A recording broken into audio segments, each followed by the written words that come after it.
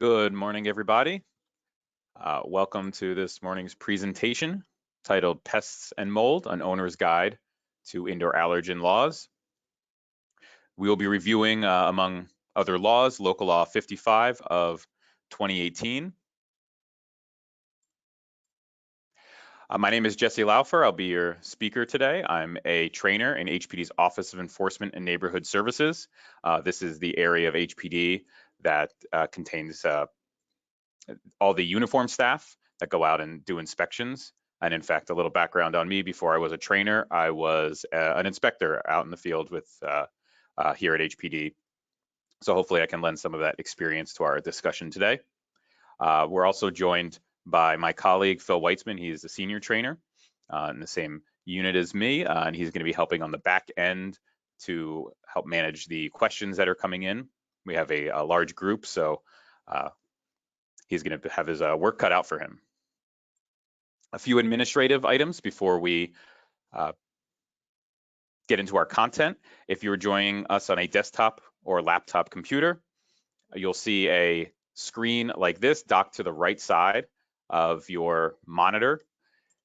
If you don't see this, and you may only see this smaller rectangle, if you just click that orange arrow, that will expand out your options. The handouts option, there are 5 handouts that we have included that you can download now or at any time throughout the webinar. Those items are also available through the HPD website. And then the questions section is for you to ask questions. Yours might be labeled chat or questions. If you open that and just type us questions, that's how we will be able to answer your questions. We will do our best to answer as many questions as possible.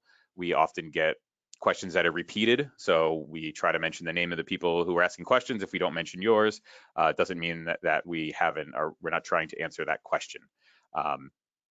We may just be answering it in a way that someone else wrote. You can also use questions to let us know about any technical difficulties you're having. If we have reports coming in from multiple users, we know it's something on our end.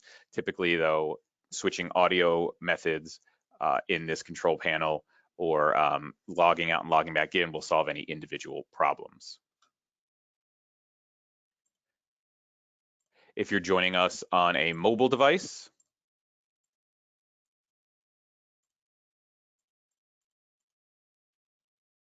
this is what your screen will look like. Android and iPhone, those functions are still there. You may just have to do a single tap on the screen in order to get the buttons up, but the handouts and the questions are there. So type questions at any time.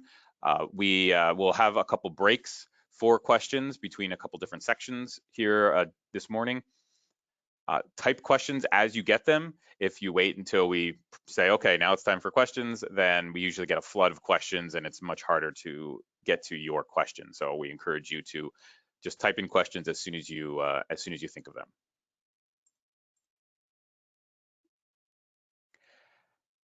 After the webinar, there is a survey that will automatically launch. We read all of the responses. We use those responses to help improve our future offerings. So we ask that you please just take a minute or two. It's only a few questions. There is some space to write out some answers and some 1 through 5 type of questions. So it'll only take a few minutes. So we ask that you fill that out and help us make these even better going forward. And then there will be an automatic email that gets sent out within about 24 hours of, that will have a link to a recording, so you can always go back and review parts of this webinar if you want. We're going to go fast. We're going to go quickly through a couple parts, and that is because you will have this as a reference to go back. Also, one of the handouts you have is this slide deck, so you can download that and reference that as well. Both this recording and that slide deck will be posted to HPD's Indoor Allergens webpage, so you can reference that in the future. And currently, the November 2021 version of this presentation, which is very, very similar, is there right now, so you can always reference that right away. As I said, if you're joining us for just the recording through the website, all the handouts we discuss, documents we discuss, are available on the website. Final administrative item, a quick disclaimer that this presentation is for informational purposes only and does not constitute legal advice or a statement of the law. For more information about what is required, see the multiple dwelling law, the housing maintenance code, or the rules of the City of New York. This presentation is not a complete statement of building owners' responsibilities relating to basic maintenance, tenant notices, HPD filings, or any other topic. Our target audience are building owners that are interested in Local Law 55 of 2018 and other related laws, but certainly this can be helpful to tenants, advocates, people that may work in the government or otherwise, students. So you're certainly welcome to ask questions if you're not a building owner or a building manager or a super. We're gearing this towards building owners, but it's meant for everybody. And then additional information can be found on HPD's website, nyc.gov/HPD. So our agenda for this presentation, we'll start with a brief summary of these recent laws, recent being the last 3 or 4 years. Then some basic themes, the structure of how this webinar, how this presentation has been put together. Then we'll talk specifically about pests, and then we'll get into mold. And you can already see there's some themes here: identifying the problem, required work methods, contractor controls, and then HPD violations. That's how we're going to structure both of these topics. After this pest section and after this mold section, we'll take a break for questions specific to pests and then mold. And then at the end, if we have time for any additional questions.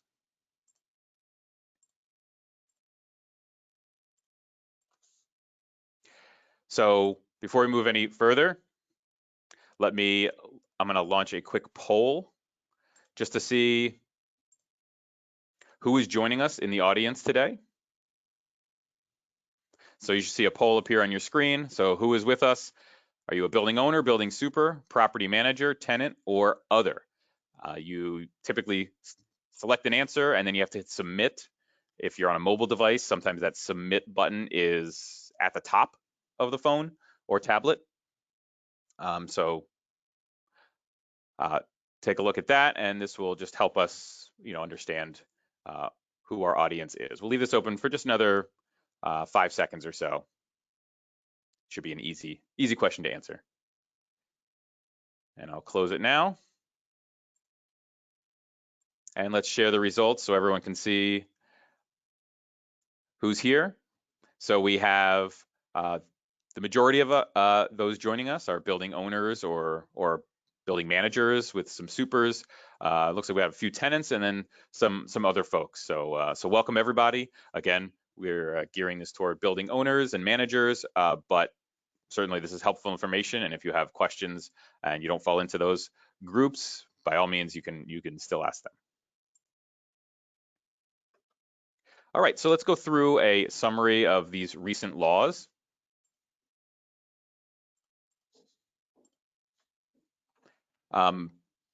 The justification, the reason for these laws is to eliminate indoor allergen hazards in residential properties here in New York City. So let's just quickly define what these allergens are. So an allergen is a substance in the environment that can make indoor air quality worse. You may think allergen, you may think allergy, allergic reaction. Allergic reactions are an immune condition. Asthma, and what this law is aimed at, is a respiratory condition. Asthma triggers are also known as allergens. So allergens is kind of a blanket term. It can be an allergy trigger, an asthma trigger. There is overlap with those conditions. And again, the goal of this law is to reduce these indoor allergens in order to prevent or alleviate symptoms of asthma conditions. Asthma is a big problem in the city, and so preventing new cases of that happening or worsening conditions is the aim of this law.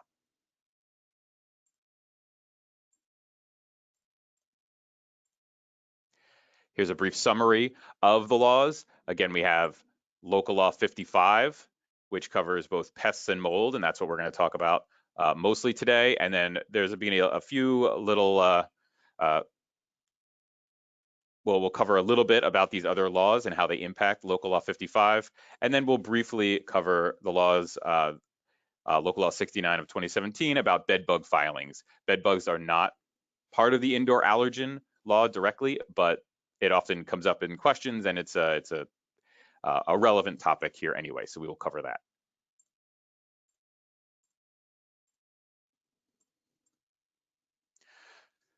So some general details about Local Law 55. The purpose is to remove these indoor allergens, these triggers in people's homes. The buildings that are affected, from HPD's perspective, it's multiple dwellings. That's where this law affects. There is some provisions of this law enforced by the Department of Health and Mental Hygiene that can cover other housing aside from multiple dwellings, and that's where there's tenants that reside there if they have asthma. But from HPD's perspective, it's multiple dwellings. The law specifically identifies these 4 categories as the indoor allergens. So mold, mice, rats, and roaches. Those are indoor allergens. That's what we're going to talk about. I will do my best to not refer to mice, rats, and roaches generally as pests, because there are other pests. I'll try to refer to them specifically as indoor allergen pests. And that will be, if I say that, I'm referring to mice, rats, and roaches specifically. The law requires some proactive action from owners and from HPD inspectors. So owners have to do at least annual inspections. And if they find any of these hazards, indoor allergen hazards, they're required to use specific work methods to remediate the condition. And HPD, when inspectors go into a multiple dwelling apartment, they are required to ask questions. Do you have mold? Do you have mice, rats, or roaches? This does not impact if they write a violation, at least not directly, but it prompts the question, again, trying to proactively find these conditions and have them corrected. So they're asking tenants about that. If the tenant responds yes, then the inspector will investigate further before determining whether or not a violation is warranted. If a violation is issued to clear violations about these indoor allergens, there are some additional documents and requirements as well, and we will go over all of those.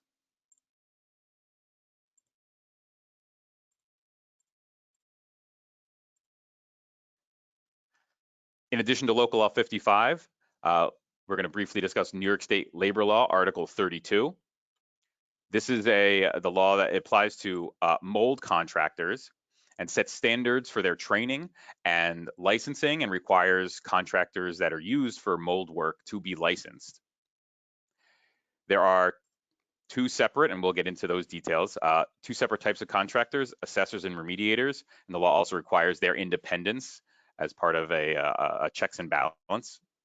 However, this law does have an exception that if the owner or the owner's agent, such as a super, an employee, performs work themselves, mold work, then they don't have to be trained. They don't have to have that license, even though they do have to follow the proper work practices. So there is that exception, and that is a statewide exception for this statewide law. However, here in New York City, Local Law 61 makes some adjustments to that exception.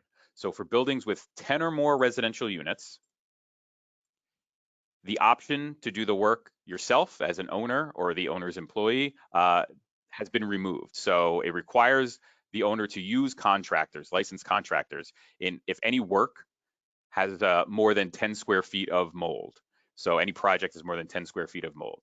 So if you're in a building with 10 or more units and there's more than 10 square feet of mold, the owner can't do the work themselves. There's also a filing requirement for these contractors, and we'll talk about that a little more later.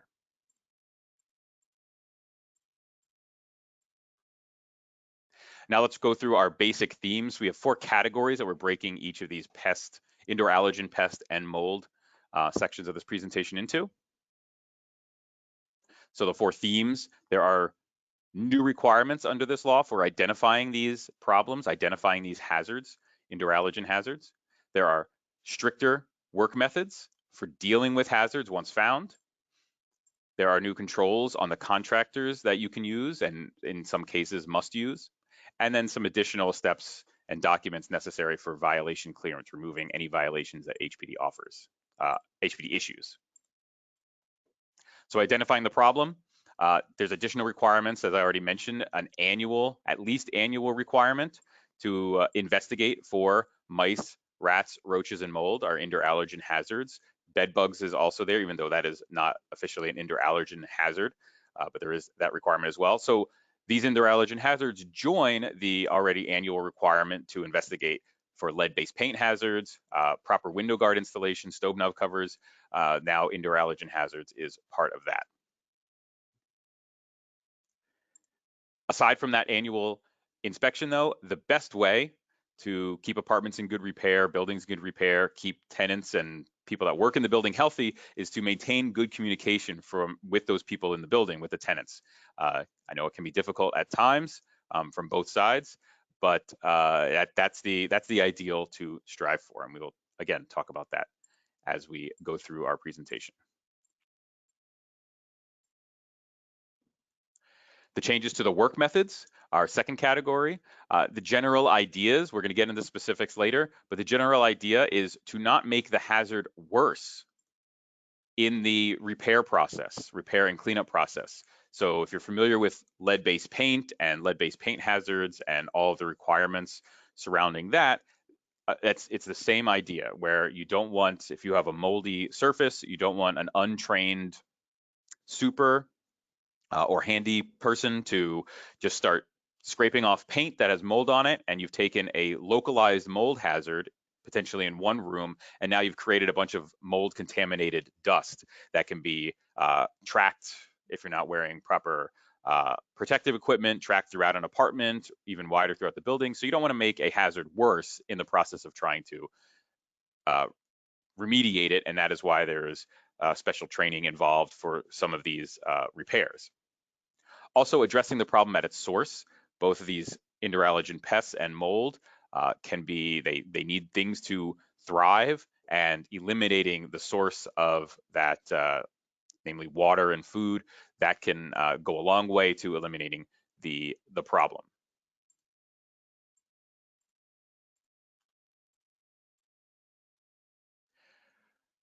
In the interest of not making that situation worse, we're going to quickly spotlight HEPA vacuums, high efficiency particulate air vacuums. These are required to do cleanup of both mold and indoor allergen pests and other pest waste and debris. And this uses filters that prevent the allergen particles from any of those indoor allergen hazards from spreading throughout the apartment. Vacuums suck in air, and then they have to exhaust that air somewhere else. And your typical vacuum, any small dust, it kind of just blows it out the back. It'll keep the large stuff in, but it will blow it out the exhaust, and certainly, mold and other indoor allergen particles would end up going out of a normal vacuum. So HEPA filters will trap those items, will trap that debris, those allergens. And another requirement, though, is not just that the filter be a HEPA filter, but the vacuum has to have an airtight body, because the filter's no good if some of the air is leaking out otherwise. So it's got to be a special HEPA vacuum in order to contain the allergens during a cleanup. Regarding contractor controls, there are licensing requirements now for doing mold work and also for using pesticides. And as I mentioned before, especially with regard to mold, there are some checks and balances to contractors. This is to protect the owner, make sure that the work is being done properly, and we will get into some of those details in a bit.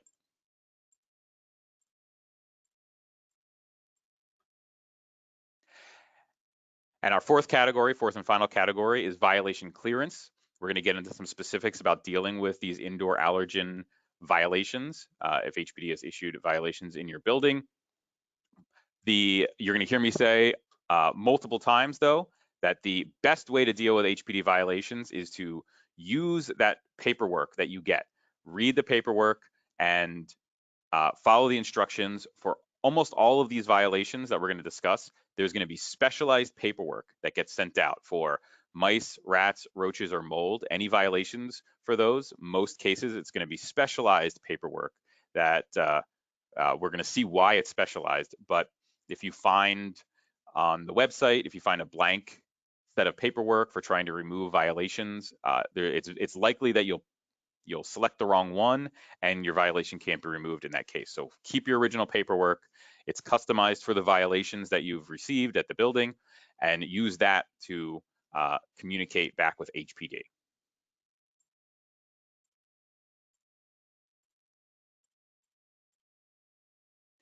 So just a quick review of some do's and don'ts. Do proactively speak with tenants. Communication is key, as I've said. Use approved work methods if you're doing the work on your own, if you're able to, under the law. Check your NOV packet, your paperwork that you receive. If you receive a violation, read the instructions and follow any additional steps that are necessary for that violation. Don't assume you can fix these indoor allergen problems without a license. And don't fill out any paperwork without first reading the instructions.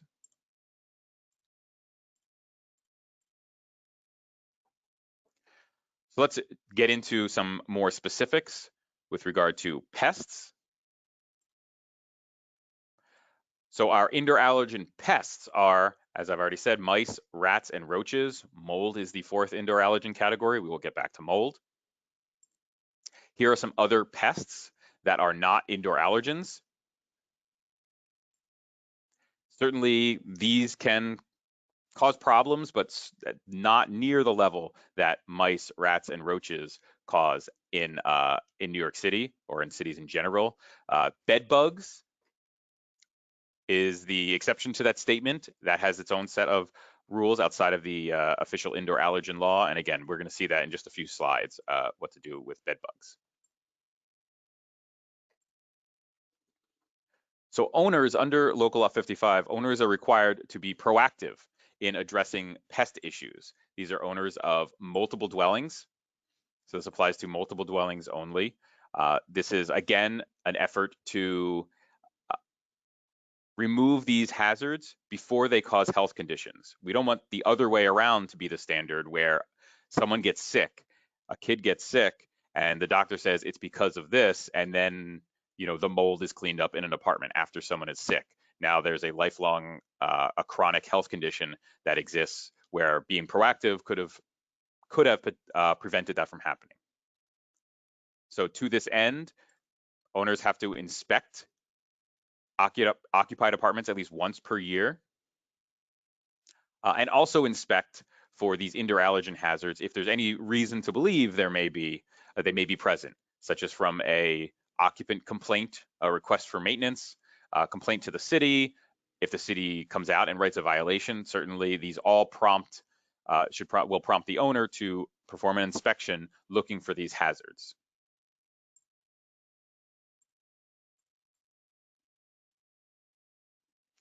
If one of these indoor allergen hazards is found, if an indoor allergen hazard is found, then the owner has to use appropriate work methods anytime an indoor allergen hazard is found.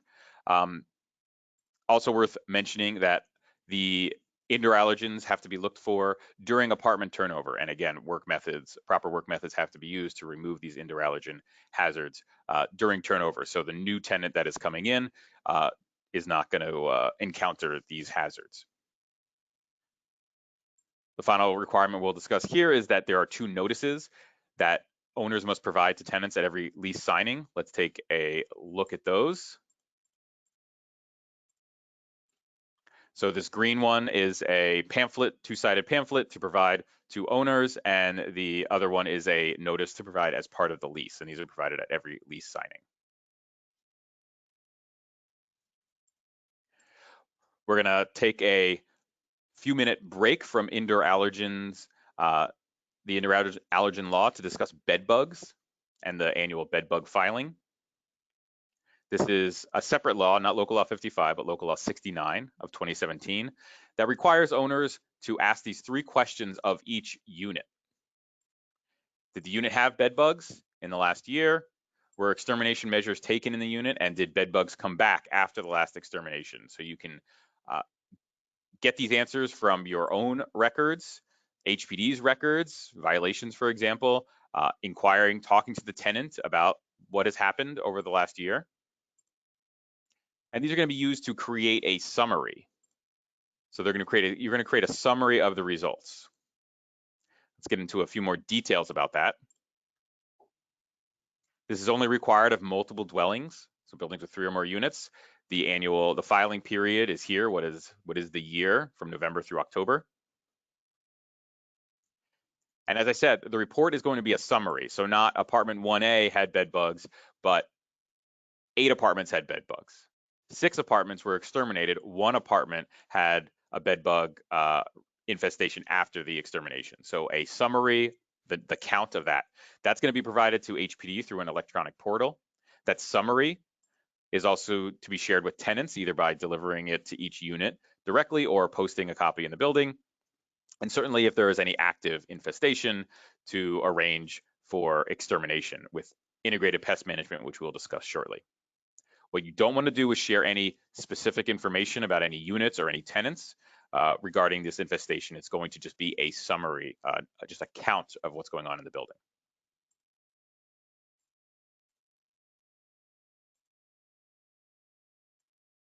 So back to Local Law 55, our indoor allergens, our interallergen pests, which are mice, rats, and roaches. The work methods that are required to deal with these it's called integrated pest management. It's a philosophy, a technique that is focused on eliminating access to food and water by these pests, eliminating their ability to travel through the building between apartments, and focusing much less on just spraying pesticides, using lower toxicity pesticides and applying them minimally. So this is the best way to get rid of an infestation, to address an infestation. And as we'll see, pesticides, they can only be administered by a licensed professional. The average super can't just go and get some pesticides and apply them and think that that's gonna do the job. So HPD and the Department of Health and Mental Hygiene, they recommend integrated pest management for all pest infestations. And in fact, Local Law 55 requires that owners use integrated pest management when addressing all pest infestations. So not just mice, rats, or roaches. Certainly it's required, integrated pest management is required to deal with those problems, but any other pest, ants, flies, bed bugs, Local Law 55 requires integrated pest management to be used in multiple dwellings. The focus on the indoor allergen pests, mice, rats, and roaches, requires owners to specifically swear to using integrated pest management. That's part of the violation paperwork that we're going to go through, is that you are attesting to the fact that you were using integrated pest management for those 3 specific categories of pests. So some examples of how to implement integrated pest management is eliminating points of entry. That means filling in holes, repairing cracks that allows pests to move, getting some escutcheon plates to go over those pipes that come up from radiators or come under the sink, the water supply and waste pipes, installing door sweeps under front doors or any exterior doors to reduce the gap to a 1/4 inch, while also bearing in mind that the door still has to be self-closing for fire safety. So making sure you find that balance of reducing the gap, but also allowing the door to be self-closing. Eliminating water for pests, repairing leaks, not just leaks in a wall, but even a drippy faucet leaves puddles in a sink, and that's water that pests can have they can use overnight. So repairing all leaks. Removing pest debris and washing, and then you see the HEPA vacuum again. Pest remains, so that could be droppings from mice or rats. That could be dead carcasses of roaches. Those things desiccate, dry out, they decompose, and creates the dust that are the allergens. Washing also helps to remove trails and markings, scent trails that can be used to make it easier for the pests to find the food, to reinfest the apartment. And pesticides, as I said before, aren't a substitute for these methods. There is, the Department of Health and Mental Hygiene has a booklet on integrated pest management. I'll just show it to you now. It's also available as one of the handouts in this webinar. but this is available on the Department of Health and Mental Hygiene website. If you search through their publications and you just type in integrated pest management, it's the first thing to come up. And it's just it's an excellent introduction to integrated pest management, what to do, how to implement it. And so it's a great resource to take a look at. So I encourage you to go find this, either download it here and look through it, or through the Department of Health and Mental Hygiene website. But back to our presentation. So that's integrated pest management. When it comes to contractors,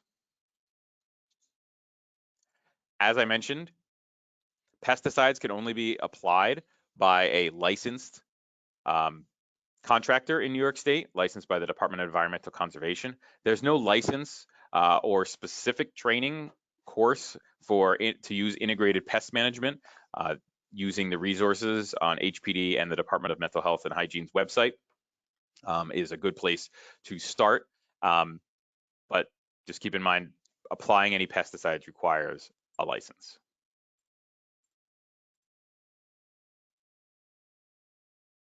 To search for properly licensed contractors to provide pesticides, to use pesticides, I should say, there is a search tool on the New York State Department of Environmental Conservation's website. You see the URL here. This is, again, available in the slide deck, so you can see it and have it as a future reference, so please download that.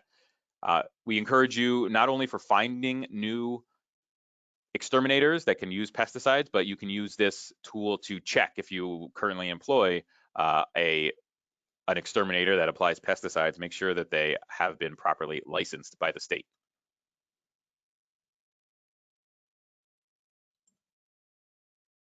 And then our final section on pests will be about clearing violations.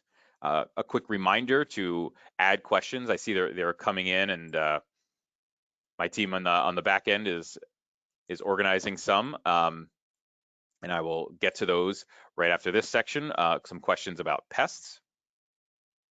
So with regard to clearing pest violations, before we get into the specific pest violations, let's just have a quick overview of violations again to make sure we're all on the same page. Violations come in 3 hazard classes, A, B, and C, from least severe to most severe, or least hazardous to most hazardous, with C class being the most hazardous. And correspondingly, the amount of time an owner has to remedy a situation decreases as you get more hazardous. You can see that our topic here, mold, mice, rats, and roaches, our indoor allergens, are a C class violation, but with this longer 21-day correction time period. These are bigger projects, and so along with lead-based paint, window guards, there's 21 days as opposed to the typical 24-hour turnaround for these repairs.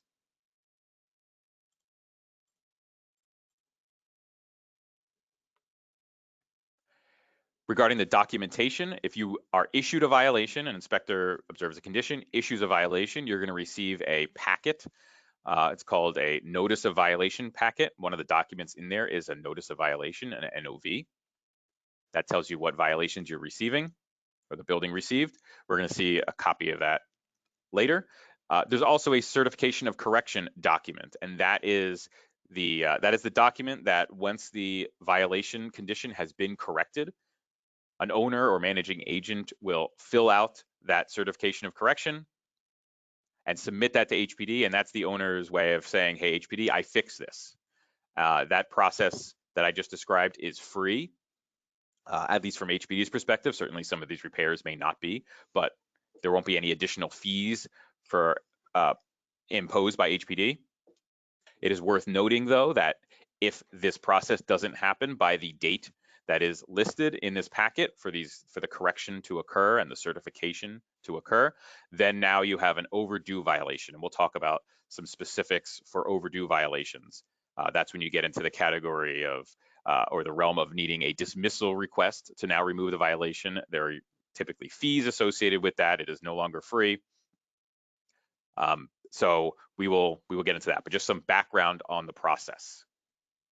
Also, while we're talking about this, if you have received violations at your building and you're not receiving that paperwork in the mail, make sure you are properly registered. Make sure your contact information is up to date.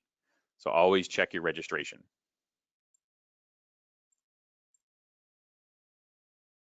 This is a summary of and I know it's a bit of a busy slide here, but I'll go through it briefly. For multiple dwellings, that's our focus here today. Mice, rats, and roaches, those are our 3 indoor allergen pests. These are going to be C-class violations. You have to use integrated pest management. That is required. The certification document that you receive, if you're issued a violation, is going to be specific for mice, rats, and roaches. So you're going to be receiving customized paperwork. Make sure you use that paperwork. If your violation becomes overdue, you're going to have to submit customized paperwork as part of your dismissal request package in order to remove these violations. This AF6 affidavit is very similar to that customized paperwork you would receive for timely certification. It's just specific for overdue violations. They are not the same, but they have very similar language. Just to briefly go over the rest of this, in a multiple dwelling, for other pests, it's going to be a B-class violation. Integrated pest management is still required, though there will be standard documents when you are trying to certify your violation. And then a private dwelling, except for rats, they are going to be B-class violations. Integrated pest management is strongly recommended, though not required, and again, there'll be standard documents. This is available for your reference. If you want to totally ignore this table and you just, all you remember is, I'm going to read the instructions in the paperwork that comes to me, you'll be fine. Read those instructions.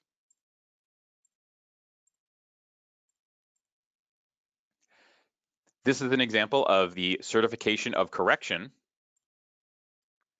for our indoor allergen pests. And it's specific because it has this additional item here where the owner, when they sign the bottom of this document, is swearing that they've used, they're attesting to the fact that they've used integrated pest management. That is not present on the regular certification of correction, the typical one that goes out for leaky faucets, a broken light fixture, broken switch, self-closing door. There's nothing here about integrated pest management.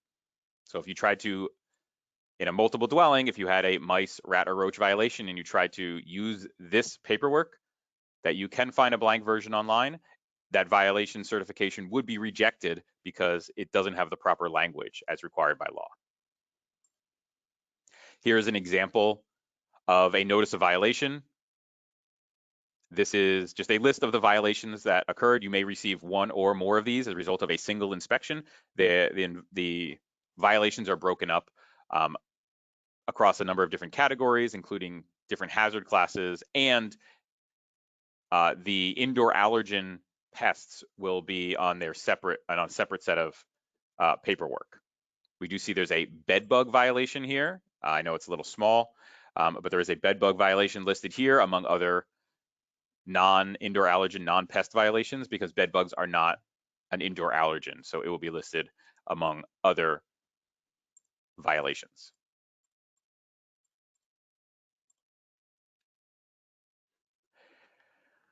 Once a violation has been corrected and the owner has certified it, HPD will try to check that violation, as we do with all violations, to audit, make sure everyone's staying honest. Specific for these pest violations, the indoor allergen pest violations, mice, rat, and roach violations, an inspector is going to not comply that violation. That means, say that it has not been properly fixed, it's going to remain open and active if they see holes and cracks that allow pest movement, entrance doors that don't have that smaller gap, any waste or droppings, other pest debris, if active leaks are present, water damage, things like that. All of those are reasons that a pest violation won't be closed, even if they don't see a roach, even if they don't see a mouse or a rat. Evidence of the pests that will cause the violation to remain open. So make sure during an extermination, I just want to point out pest waste droppings. If there are mice in an apartment or roaches in an apartment, and an exterminator comes and does an excellent job, make sure you're checking on top of the fridge, behind the stove, behind a microwave. There will be droppings there. There will be dead roaches there. Clean it up with a HEPA vacuum, wet mops, and get rid of the problem entirely so that your violation can be removed.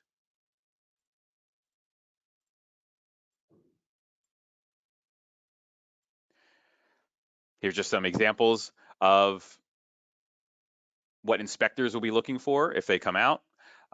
Cockroach eggs, they are much smaller than they are represented there.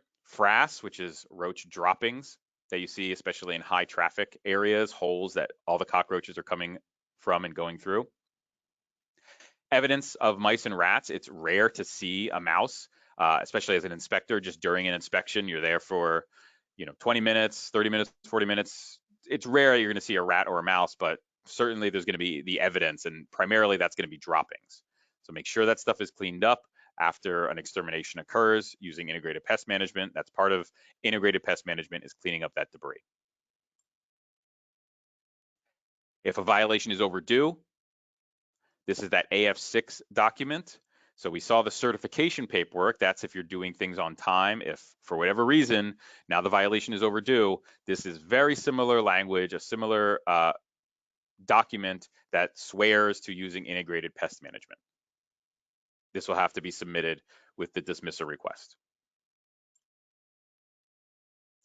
If we're in that overdue territory and you had an inspection, an inspector come out to look at a violation or where a violation condition was, and the inspector says, hey, this is, there's no evidence, it looks like it was done properly following IPM, you may receive something called a defect letter. And that's actually, despite the name, it's actually a good letter to receive. It means that the inspection, the physical inspection, was good.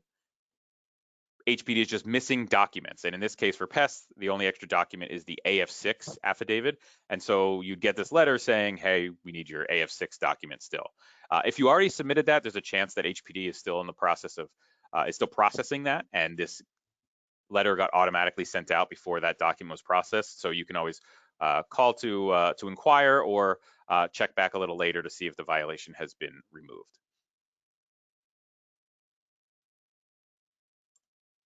So some key takeaways for pests is to communicate with tenants, ask them about the presence of mice, rats, roaches on a regular basis, in addition to your annual inspection for that. Submit your annual report, your summary of bedbug, the infestation history. Use integrated pest management if there's any infestations of mice, rats, or roaches, or any other pests in a multiple dwelling. Pesticides can only be applied by licensed professionals. So check the New York State website to make sure that your pesticide professional is licensed. And mice, rat, and roach violations require prompt attention, deal with them quickly. They only get worse, they don't get better on their own, and use safe work practices to fix the problem. And for your violation, for responding to violations in multiple dwellings, you're gonna have to attest to the fact that that was done. Proper work methods, integrated pest management.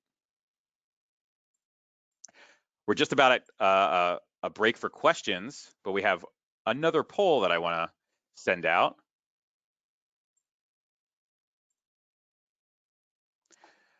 So this one is a violation for mice will continue to be marked as not complied if an inspector sees mice or evidence of mice, such as droppings or entry holes, is told by the tenant that mice are still present, or is not shown the records of exterminator visits. So I'll say this up for 15 seconds or so while I grab a little sip of water, and then we'll talk about this, and then we'll get into questions.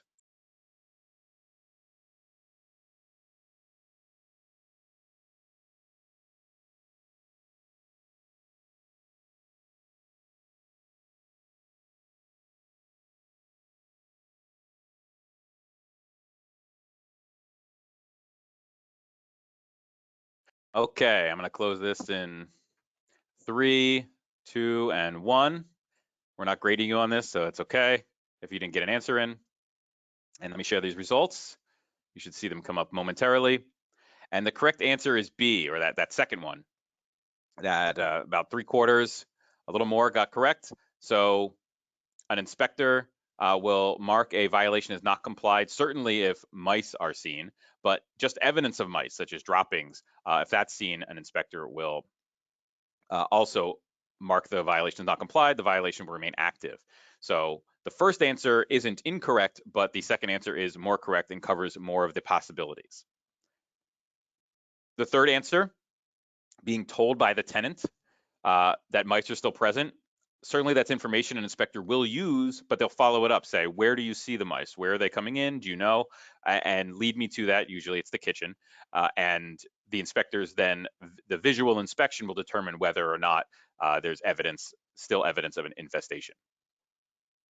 And 17% of our audience picked the final one. The inspector will mark not complied if they are not shown records of an exterminator visit. So inspectors are not interested in seeing records of exterminator visits. One exterminator can visit an apartment 10 times and not solve a pest problem, and another exterminator that is more involved with integrated pest management may just come 2 or 3 times and solve the problem. So the number of visits are less important than the quality of visit and the technique being used.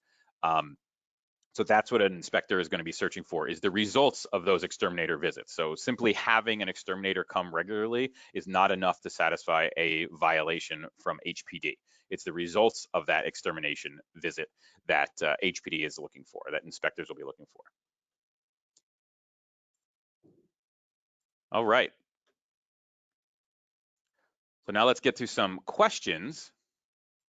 And we'll take, just so we stay on track with the time, we'll take about 5 minutes to answer some questions here, and then go through mold, and then if we have time, come back to as many questions as we can.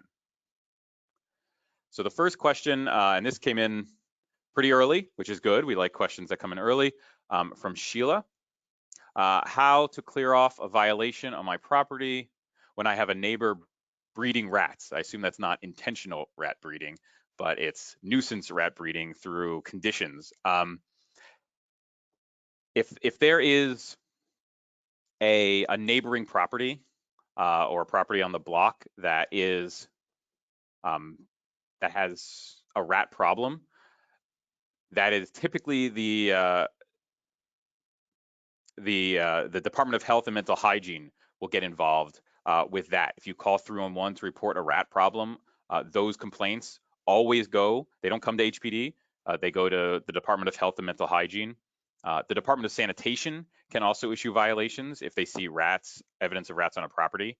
An HPD inspector can as well, but the Department of Health and Mental Hygiene, as opposed to HPD's single violation for rats, the Department of Health and Mental Hygiene has specific violations for harborage, for nesting spot places, so they have a little more detail in what is causing the problem, and a task force dedicated to just rats as well. So I would start and call 311 to report a property to the Department of Health and Mental Hygiene if that's what's happening, if the rats are coming from a property.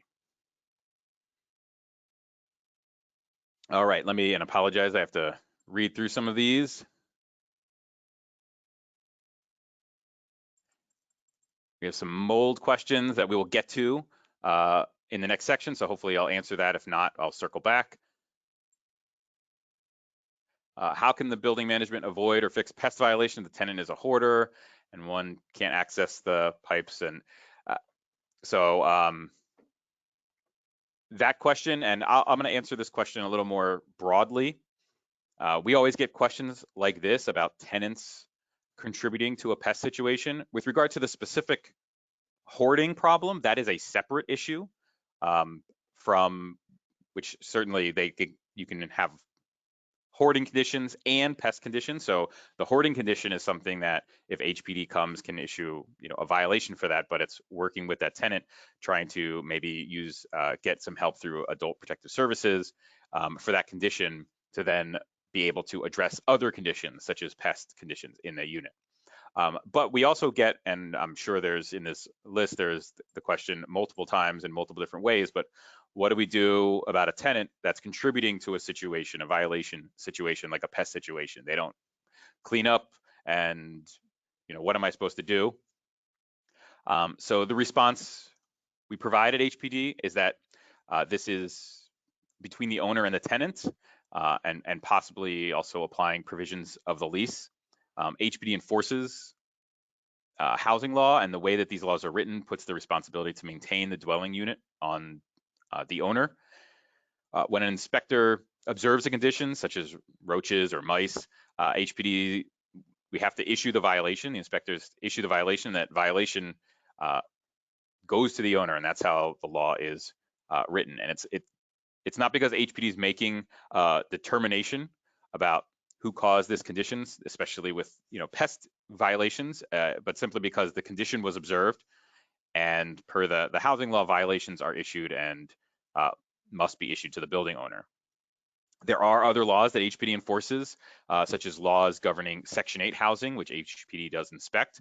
And HPD and inspectors are able to issue findings that a tenant causes the condition, but that is not the case for the laws that we're discussing today, not the way those laws are written. So again, if tenants are contributing to a pest situation, this generally is resolved between the owner and the tenant and the lease. Just anecdotally, my experience out in the field, I encountered this frustration a lot from owners, from tenants, and again, my perspective is that it seemed that both sides want the same outcome, but both sides, the tenant and the owner or managing side, feels like the other side doesn't care.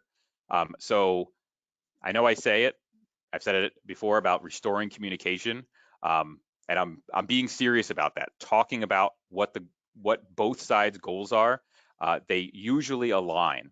It unfortunately gets to a situation, and I've heard it many times from tenants that, for example, the roaches will just keep coming because repairs aren't being made, and they kind of just give up. They're just going to keep coming. Why should I try? And owners, I've heard many owners think that tenants aren't trying. They just don't mind living with these conditions. Both of those assumptions are incorrect in my experience. So, again, restoring communication, that may be explaining to tenants what integrated pest management is, what you can do to help toward the goal of getting rid of these infestations, closing up cracks, repairing leaks, sealing up holes, and potentially get buy-in from the tenant to then do their part to keep floors and countertops clean, properly store food, and together, reach that common goal. I know, and potentially even providing them with that integrated pest management booklet, which is available, a printed version, if you through the Department of Health and Mental Hygiene. I know for the specific question I'm answering here with a hoarding condition, you can't access that stuff. Again, that's a separate problem. Solve the hoarding condition, and then you can address other conditions as well.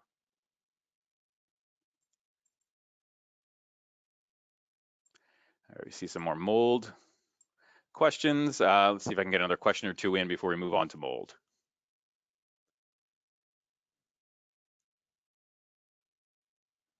Are investment buildings with 2 units where owner does not reside also exempt from allergen laws? So the indoor allergen law applies to multiple dwellings. So a 2-unit building is a private dwelling. This is a question from Sharon, by the way. A 2-unit building is a private dwelling, so these laws don't reside, although there is some provisions in the law. If a tenant does have asthma, then the Department of Health and Mental Hygiene may respond, even if it is a private dwelling, 1 or 2 units. But these are still good ideas, but but these requirements we're discussing in private dwellings do not apply. I will also mention, though, that if the 2 units, the owner does not reside there, you have to have that private dwelling registered. So make sure you are registered.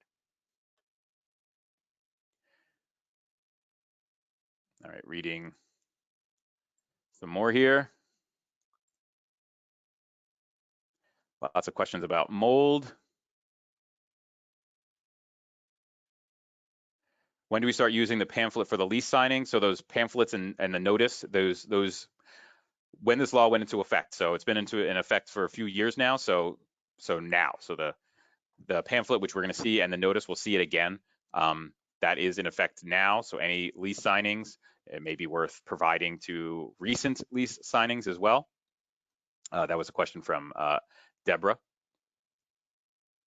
All right, in the interest of time, let's move on. I know there's a lot of questions. We have a lot of people here. I'm going to move to mold, and then we'll have time for more questions at the end. So let's move on to mold. We're going to follow the same 4 categories that we did with pests. You're going to see a lot of similarities here. So I'll be able to move through this one a little faster in most parts. So here's some examples of mold. Obviously, we can't control for moldy strawberries, and that's unfortunate. They look like they were good strawberries. But what we're looking for is mold in a unit on the walls and ceilings. That's what we're interested in here. So what is mold? Mold is a fungal organism. It's around us all the time, no matter where you are, inside or out.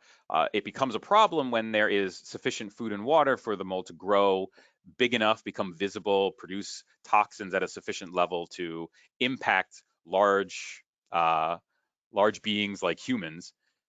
But there's always a little mold around. That's why mold grows anywhere, because it's always around. And as soon as it finds a habitable spot, it's going to grow.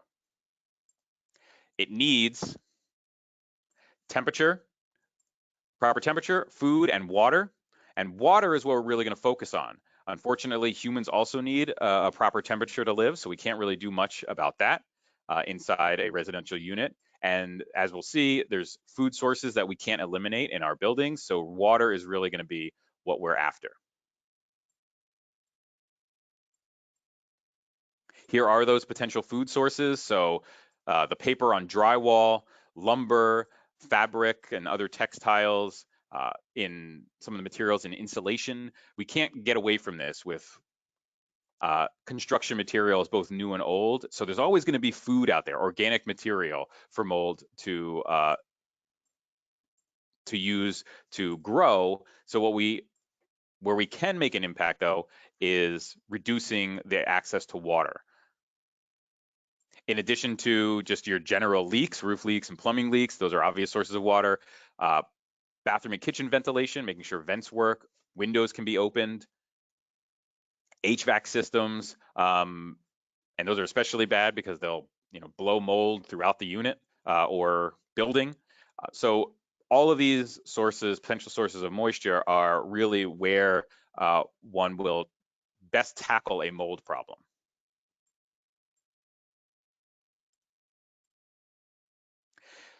It's worth noting that these sources of moisture aren't always direct, especially leaks. They move. Water is going to follow the path of least resistance, so it could be a mold condition on a ceiling isn't necessarily coming from the room or the apartment directly above. That's a best place to start if you're doing an investigation for the source, but a drip may hit a joist in the neighboring apartment, and that joist has a little bit of an angle to it, and that water just travels right down there and then drips on an apartment in a different line.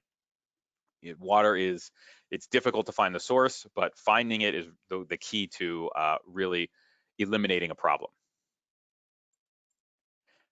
If a surface is wet, drying it within 24 to 48 hours will go a long way to prevent mold from growing. So as quickly as possible, drying out the surface to prevent mold from growing. We saw a very similar slide when we talked about the indoor allergen pests. Local Law 55 requires owners of multiple dwellings to proactively address these mold issues. Again, getting on top of the situation so they don't cause health problems, rather than being alerted to these hazards as a result of a report of a health problem having occurred. So we have an annual inspection. There is more frequent inspections if there's reason to believe that there was something that happened. So if an occupant requests maintenance, if there's complaints or violations from the city. With regard to mold, if there is a leak, you should look for mold. That leak may have been happening for a while, so always be thinking or having your staff thinking about mold and looking for that to identify that hazard. Again, these hazards don't get any smaller, they only get bigger. So finding them early and finding them quick. Good communication with the tenant really helps with this. In addition to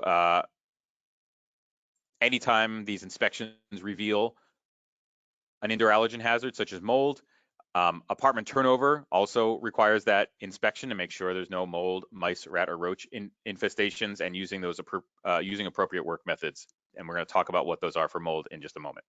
And here are those notices for lease signing. So again, these pamphlets and this lease notice are required currently and have been for a few years now at every lease signing. So make sure that those are in multiple dwellings. Make sure that those are provided. The work methods for mold. We already talked about the source of moisture. That is what we refer to as an underlying defect. So finding the leak, finding the source of moisture, and remedying that will prevent the mold from recurring, from coming back after it's dealt with. And then you're going to see, and this is if you're familiar with lead-based paint and those requirements for dealing with lead-based paint hazards, this is similar. Using a lot of plastic sheeting, getting furniture that can otherwise be contaminated in the work area, getting it out of the work area. If it can't be removed, covering it.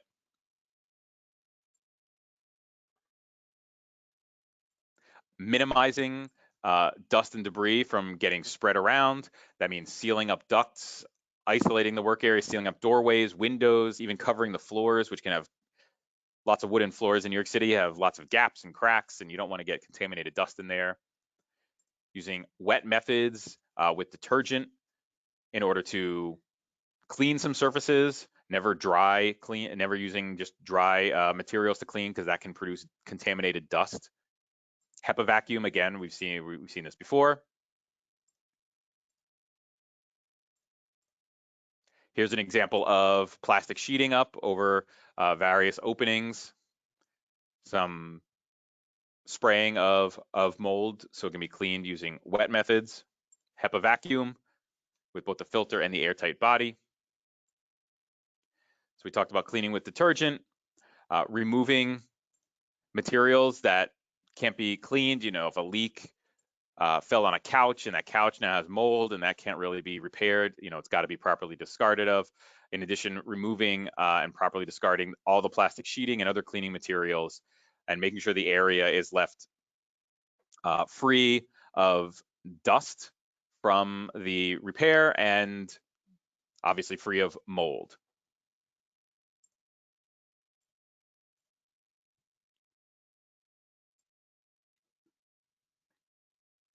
With regard to contractors for mold work, this is going to deviate quite a bit from what we talked about with pests. Before we get into that, let's do another quick poll. And this should be an easy one. So for building owners, supers, and property managers that are joining us today, do you own or manage a building with 1 or 2 units, 3 through 9 units, 10 or more units, or you're not a building owner, super, or property manager? If you have multiple buildings in under your supervision, then just select the largest building. And we'll leave this open for just another 10 seconds or so, just to get an idea. So again, 1 to 2 units, those are private dwellings. 3 through 9 units are multiple dwellings, as are the 10 or more units, or not a building owner or super or a property manager.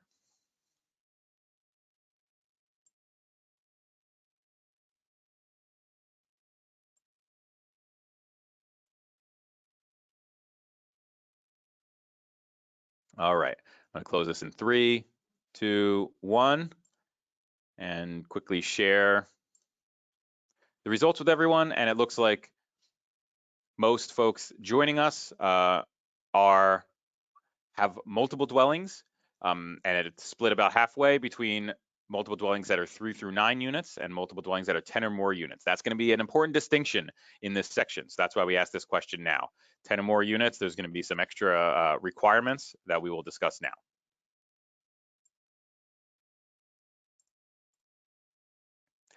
So there's 2 types of contractors. The first is a mold assessor. They identify the mold or conditions that are likely to facilitate mold growth. And they're going to come up with a mold remediation plan. So how to remove that mold. Some of the common materials that they're going to use are moisture meters, infrared cameras.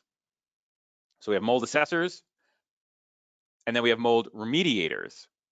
And their mold remediator is the contractor that actually removes the mold. So they're going to do the cleaning. They're going to put up all the plastic sheeting. They are going to clean the worksite after it's done. And they're going to do all this in accordance with their own mold remediation work plan, which is based on the remediation plan that the assessor created. And so common materials you'll see is a lot of personal protective equipment. You see here there's plastic sheeting and proper ventilation. So a fan with a HEPA filter that sucks the air out of the work area and filters it before releasing it into the rest of the building or the rest of the unit.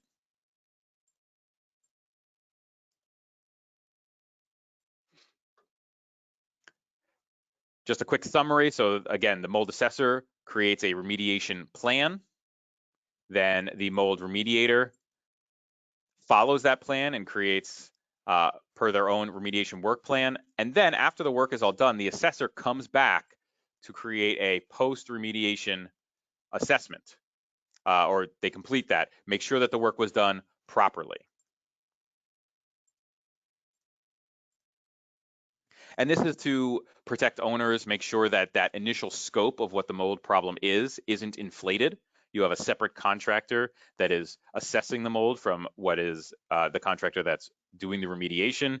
So making sure that scopes aren't increased unnecessarily, or that remediation methods aren't, there's no corners cut to save on expenses. So two contractors, those checks and balances, making sure everyone stays honest. As an owner or managing agent, you'll be communicating with these two separate contractors. Occasionally they talk to each other, but generally communication is through the owner. And as we mentioned already, New York State Labor Law Article 32 requires that these owners be licensed by the state. They provide the appropriate training and other hiring conditions, insurance conditions. Again, this is to prevent and protect. This is protect owners and prevent unscrupulous contractors from taking advantage. There is a search tool on the Department of Labor website, dol.ny.gov. This is available if you download the slide deck. Maybe we can share it as we've shared some of the other links in the chat for you as well, to go and find or check on a contractor.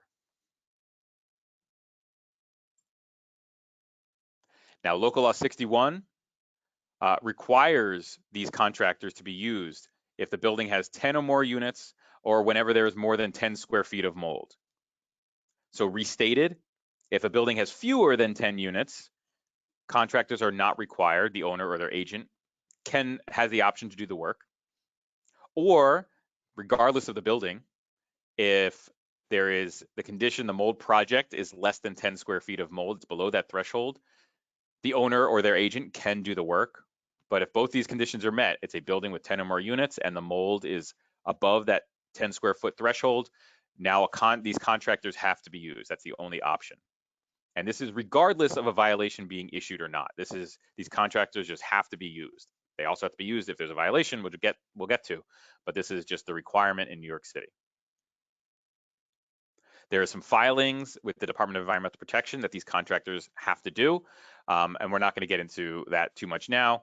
We'll see a little bit of that later. Just know that this is a requirement of theirs, and there's some more information on the Department of Environmental Protection website if you're interested in those filings.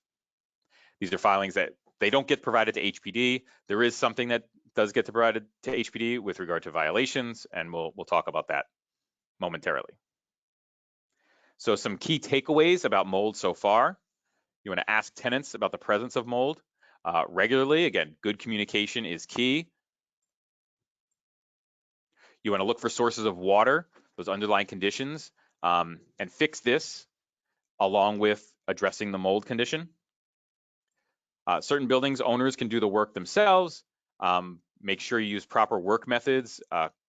Consult the New York City Administrative Code, Local Law 55 of 2018 for those specific work requirements. Other buildings require the use of contractors, so make sure that they are properly licensed. Use that search tool. And the mold assessor comes and evaluates the mold situation. The mold remediator does the mold removal according to that plan. And then the assessor comes back to make sure that the plan was followed properly.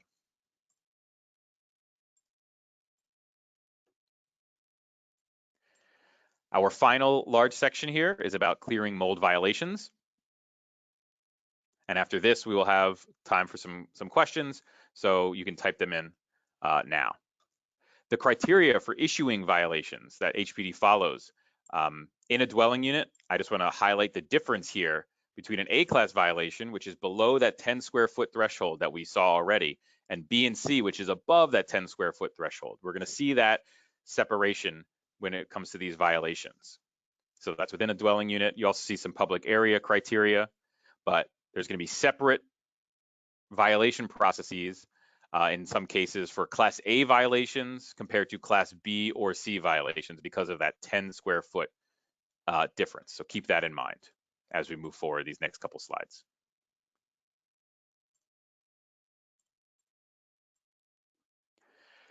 This table, just very quickly, you can reference back to this, but buildings with 10 or more units, B and C class violations, again, we're up 10 or more units and above that 10 square foot threshold, there's no choice.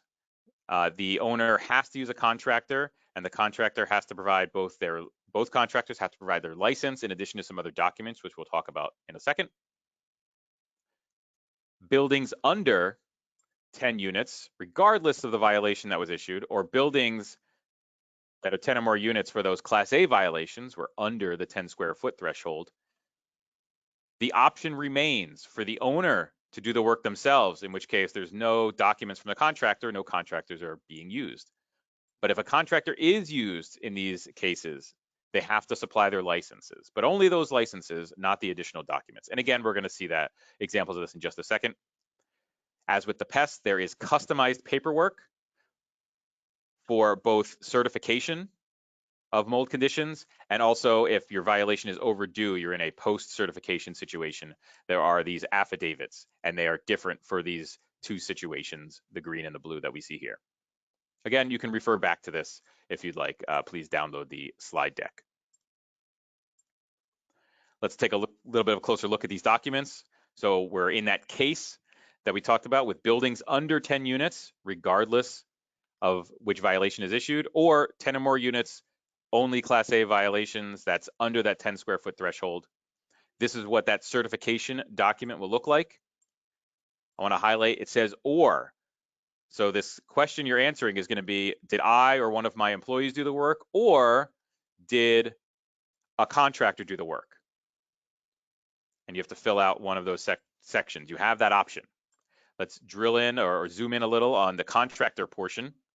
If you choose that the contractor did the work, you have to put in the name of the assessor and the name of the remediator and supply their licenses. And just note that there are two different options for satisfying the remediator license requirement. And we'll see what that is in a moment. Again, if you're reading the instructions, these are all in the instructions. So this is all explained again in the paperwork.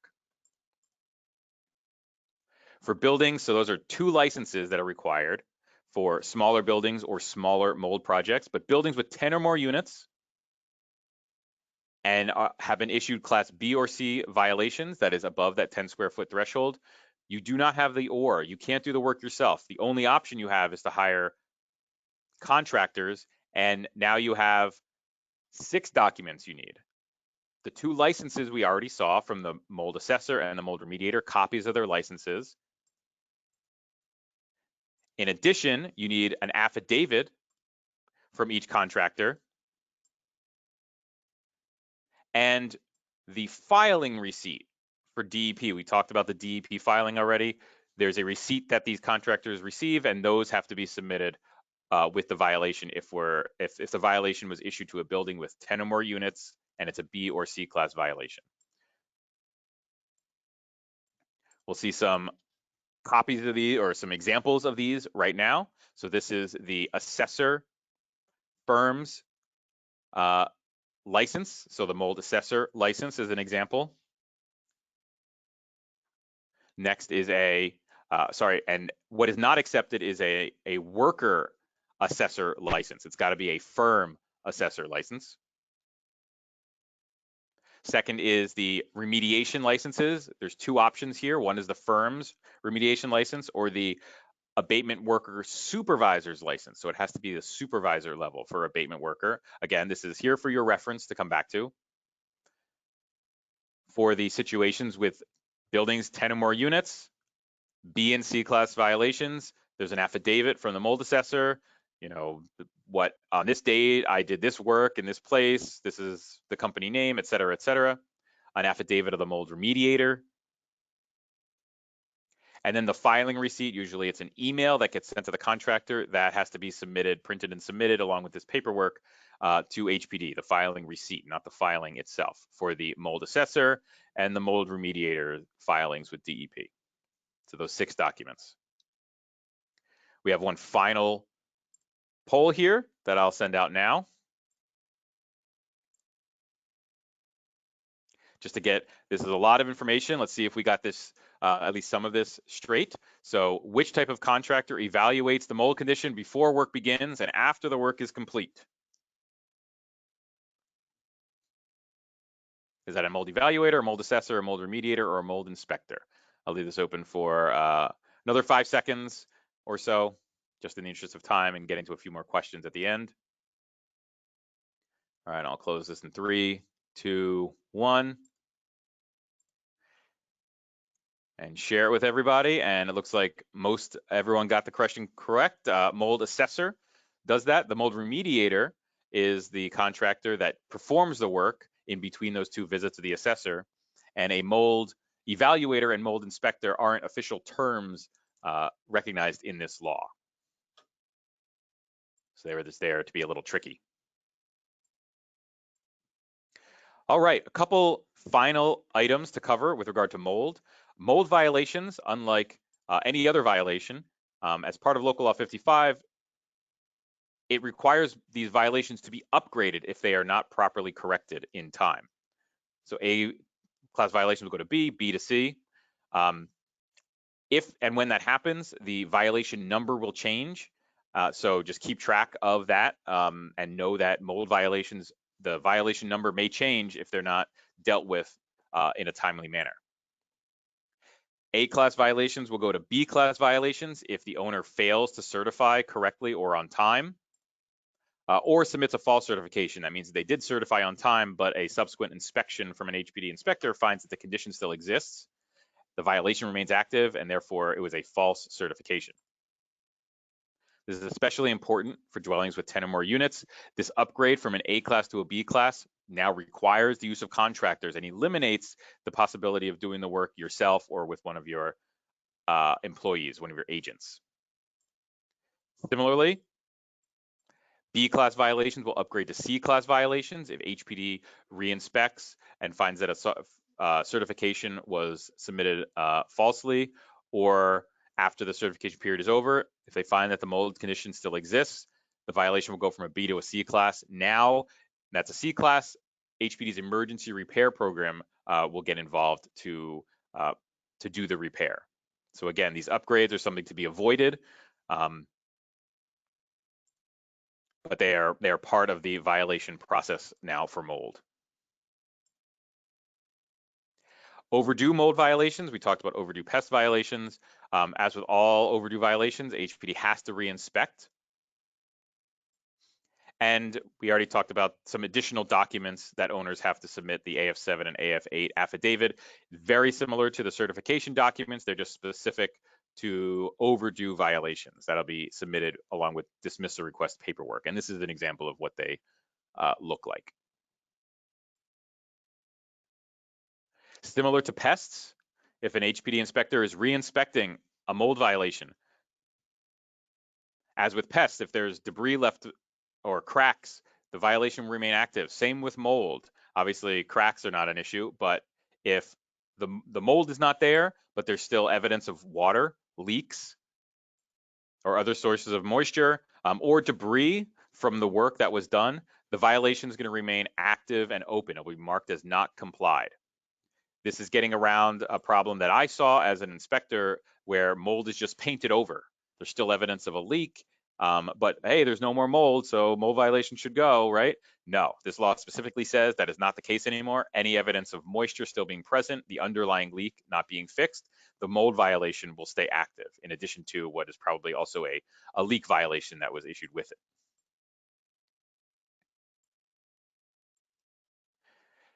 Mold violations also have their own defect letter. There's this extra paperwork that needs to be submitted compared to your typical violation. And so if any of that paperwork is missing after a successful inspection where an inspector says, hey, this looks good, if there's still paperwork missing, a defect letter will be issued to the owner saying what is missing. So defect letters, again, are good. It means that the inspection passed, but we're still waiting on paperwork. If you already submitted the paperwork, HPD still needs to process it. So give it a little time. You can also call to inquire. If you haven't submitted it, obviously submit that paperwork that is listed as missing. So our final set of key takeaways: certain buildings require the use of contractors to remove mold. So make sure you know what is required of your building.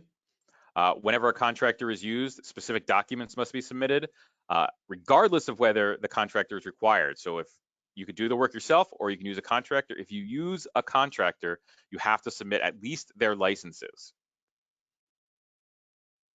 Use your notice of violation packet and paperwork to follow the instructions to understand what is required when you're certifying a violation. Download, if you haven't already, find the handouts section of this webinar platform and download this, or you can get it from our website as well, the Interallergens page, which I'll show you momentarily. And mold violations that are not certified on time, they're going to be upgraded, which is unique to mold violations. And that's going to require some additional steps, additional work from the owner if that happens. So now we have time for questions. Jesse, I'm going to jump in. Hello, everybody. I've been helping to answer some of your questions behind the scenes. This is Phil Weitzman.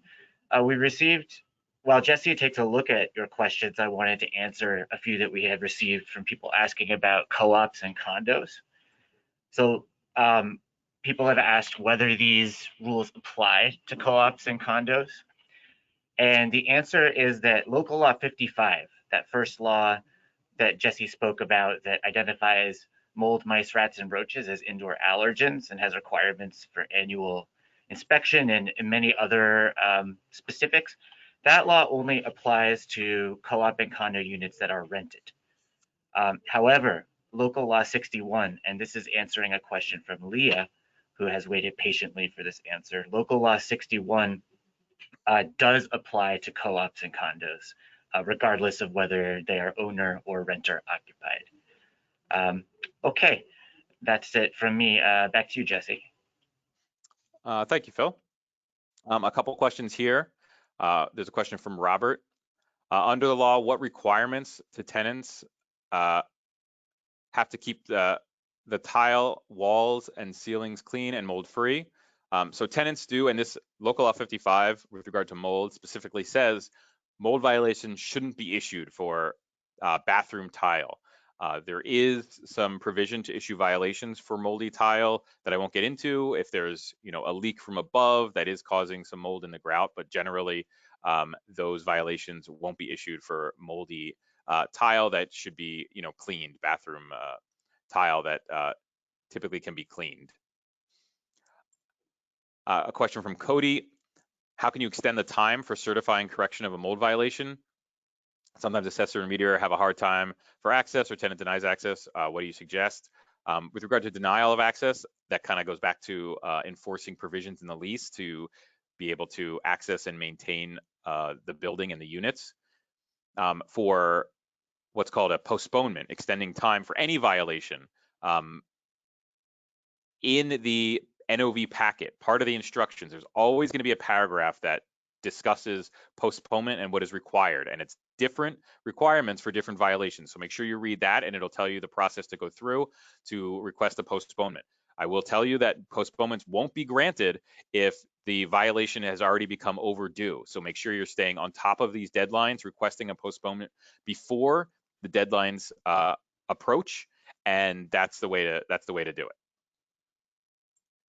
And we'll do one more before I have a couple more items to cover, and then we'll see if we can come back for more questions. Jonathan, assuming there's less than 10 square feet, are there tests commercially available to test for mold that owners or a super can use? So HPD inspectors do visual inspections for mold. So there's no tests that we can recommend using or not. And the 10 square foot separation doesn't really impact that either. So certainly there are some testing out there that can be paid for, but under this law, HPD is doing visual inspections for mold and the presence of mold. All right, I know there's a lot more questions, and I apologize if we haven't gotten to it yet. There's just a couple more items that I would like to very briefly cover, some more resources for everybody. So on the HPD website, nyc.gov/HPD, there is a couple things I'm highlighting here. Find building data. We'll open up HPD online. You can search your specific building by address, and it'll give you information about open violations, open complaints, emergency repair charges. There's a link here about registering your property. So if you haven't registered or you're not sure if you should be registered, check there to make sure you are registered when required. Many buildings, all multiple dwellings and many private dwellings are required, so check there. This link here, Learn About Safety, has a long list, and in fact, let me, I'm going to open this in a web page, so nyc.gov/HPD. Let me open this web page. Sometimes there's a banner, you have to scroll down and you see the exact same thing. Learn About Safety is an excellent link to go into. This is a long list of very common issues, safety and maintenance issues. Here's where we're living today, indoor allergen hazards. So I'll click on that. And this is where you're gonna find information about tenant responsibilities, owner responsibilities. I will open that and you can see there are sample forms to use to document your investigations, information about integrated pest management, other forms. If I open this education tab, let me close this, it makes the screen jump around quite a bit. Open the education tab here. This is where you see last November's video and slide deck. This one will be placed here in a few days, so you can always come back to access this and reference that slide deck. And going back to the home page, just to show you navigating from the home page, clicking on Learn About Safety again, and I'm gonna go into the ABCs of housing.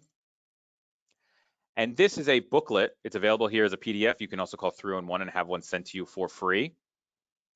This is a booklet that explains a lot of what HPD does. It touches on indoor allergens, but explains a lot of what HPD does. And I just want to highlight a few resources. There are some resources for owners. The first on the list is Division of Neighborhood Preservation. They can provide some one-on-one help if you have questions about some of this, some advice with difficult tenants, things like that. They're an excellent resource. In addition to your borough's code enforcement office. And so also within this booklet is contact information. This contact information is also on the website, but I wanted to just show you the booklet here. So you have your neighborhood preservation offices, and then each code enforcement office reaching out to them, questions about violations and requirements for indoor allergens. They're all a great resource. So I wanted to point these out. All right, so with that, we are a little past, so I apologize, a little past the end time of this. Let me see if you would like to stick around for another minute or two, I will see if I can get another question or two in. And then we'll end it, but you are free to head out if you'd like. We have a question from Juan. Are sticky traps acceptable for owners to use as pest management? Probably not. So if you know you only have one mouse, for example, in a unit, and you catch that one mouse and everything else, there's no other infestation, then maybe it will be acceptable, but typically that's not the case. So you have to close up holes, fix any leaks. Certainly sticky traps are used to monitor and catch any pests that may be around, but that's not solving the problem at its source. That's just collecting whatever intrudes into the apartment, into the unit. You want to close up holes, areas of travel, and hopefully work with the tenant to make sure that the area is staying clean of food. Let's see.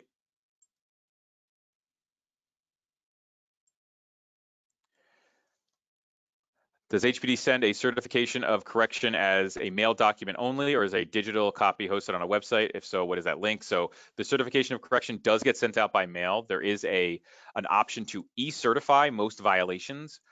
So if you go to the HPD website and search for e-certification, that's just the letter E and then certification, that will be, you'll see how to register for that. Though I will note that these violations that we've been talking about, and also lead violations, lead-based paint violations that require this additional documentation often aren't eligible for e-certification. So generally violations, yes, can be certified online, but some of these specific violation types that require more documentation cannot. Steve asks, do the droppings inspection apply to the exterior of the building? From an HPD perspective, we often will report violations where we see droppings inside a unit. Certainly we can and will issue violations if we notice droppings outside of a building. But more often than not, those violations are going to come from the Department of Sanitation. They have inspectors that walk around that don't have any jurisdiction inside a building, but examine exteriors, examine around garbage cans, looking for droppings specifically, and they issue violations. Or the Department of Health, and they have a rat task force that goes around the 5 boroughs, and they look for similar things. So short answer is yes, but the lengthier answer is that other agencies are usually examining building exteriors as they patrol. All right, with that, I'm seeing a lot of other answered questions. I apologize if we didn't get to your question, but we will be back. Keep an eye on our events page or your email, and we will be back for additional webinars. So with that, everyone have a great rest of the day, and thank you for joining us.